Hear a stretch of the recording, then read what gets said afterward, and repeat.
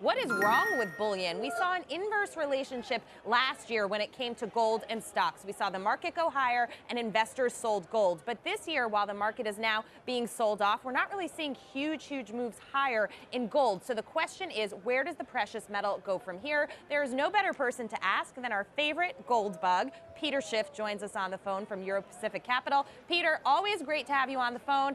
I have a feeling I know what you're going to say about gold, but I want to talk to you about your reasons why. Is the safe haven trade back on the table here, and do we rebound this year? Well, I think as soon as most people on Wall Street, most of the traders come to terms with how wrong they are about the true state of the U.S. economy and about what the Fed is going to do, they will be rushing back to gold. I think so far they're resisting that, and they're still hanging on to the hope that we have a legitimate U.S. recovery, which we do not. You know, for months and months, as the Fed was talking about tapering, the reason I said that they probably won't do it was because I knew that the minute they started to taper, the stock market would come down, the real estate market would come down, and we'd go right back into recession, and now the Fed would be forced to reverse the taper to try to revive the markets and create the illusion of economic health, and that is what is happening. And I think the market... Let me just point out that in the second round here, a lot of people thought we weren't going to see a second round of taper, and in fact, they did stick with it. What if potentially we had a couple of days of selling, but the market does rebound and the Fed goes on with its plan?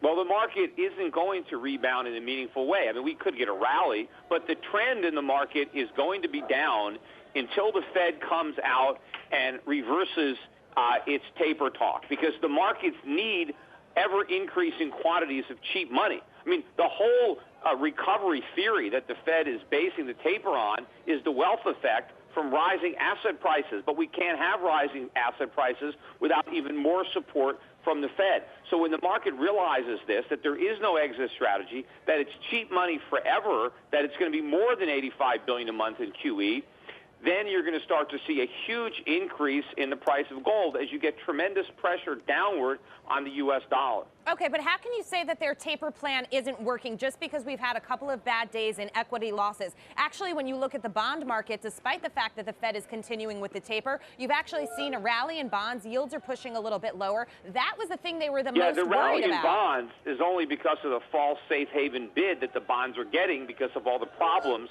just the beginning of the taper is causing. But I'm not basing my idea that taper isn't working on the recent sell-off in the market. I knew this sell-off was coming. That's why I said when the Fed starts to taper, the markets are going down. As the Fed tapers more, the markets are going to be under even more pressure. And imagine how much pressure they would be under if the Fed actually tried to sell some of the $4+ trillion in treasuries and mortgages that are currently on its balance sheet. We are headed right back into recession because all of the problems in the economy were not solved by the Fed. They were exacerbated by the Fed, except we couldn't feel the pain because we were numbed up with all the QE. We were focusing on real estate prices and stock prices instead of the real economy, which was getting sicker because the Fed's QE was toxic and killing the real economy. But it was propping up assets.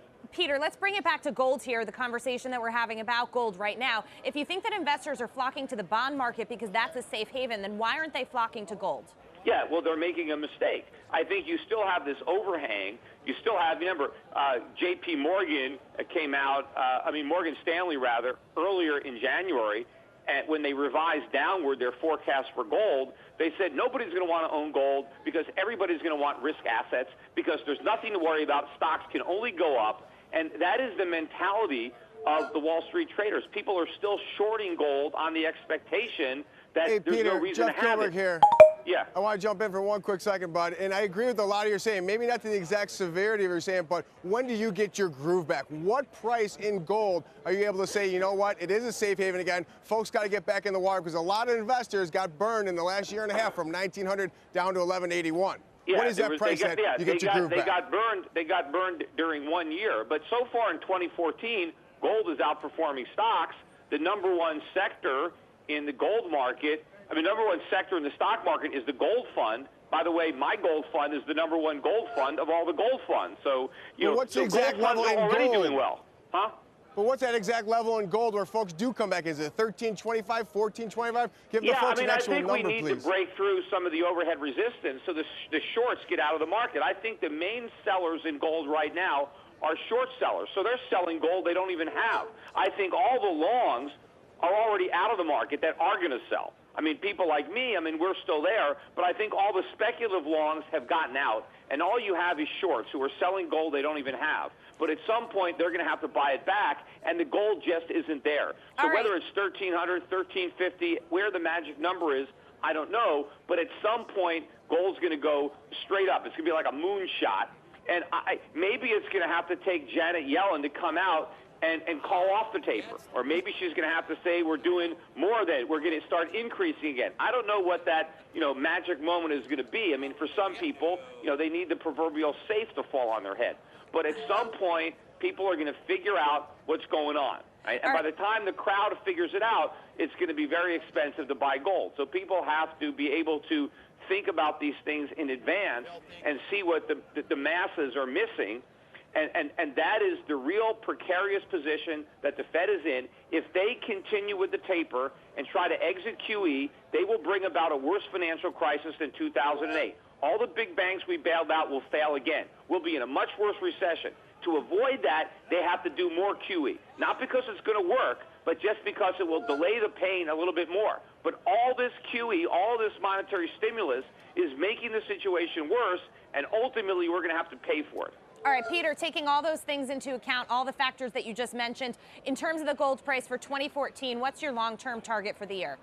Well, I don't know where it's going to be at the end of the year. My guess is that it's going to be higher. I think it could be much higher. I think that the outperformance of gold in January can accelerate through the end of the year. I don't think that January is necessarily a head fake. I think it could be a good harbinger of things to come for the balance of 2014. But as I said, the real momentum to a new surge in gold is going to be when the Fed comes back with another QE plan that's even bigger, right? They can't lower rates anymore. We're heading back to recession. What is Janet Yellen going to do to try to revive the economy? There's only one thing she can do, and that's print even more money to try to be an even bigger money printer than Ben Bernanke, who was a bigger money printer than Alan Greenspan. This is what's coming. And when everybody figures it out, there's only one place to hide, and that's gold. All right, Peter Schiff, I look forward to having you back on the program when we see what Janet Yellen does decide to do. We'll have another colorful conversation as always. Peter Schiff from Euro Pacific Capital.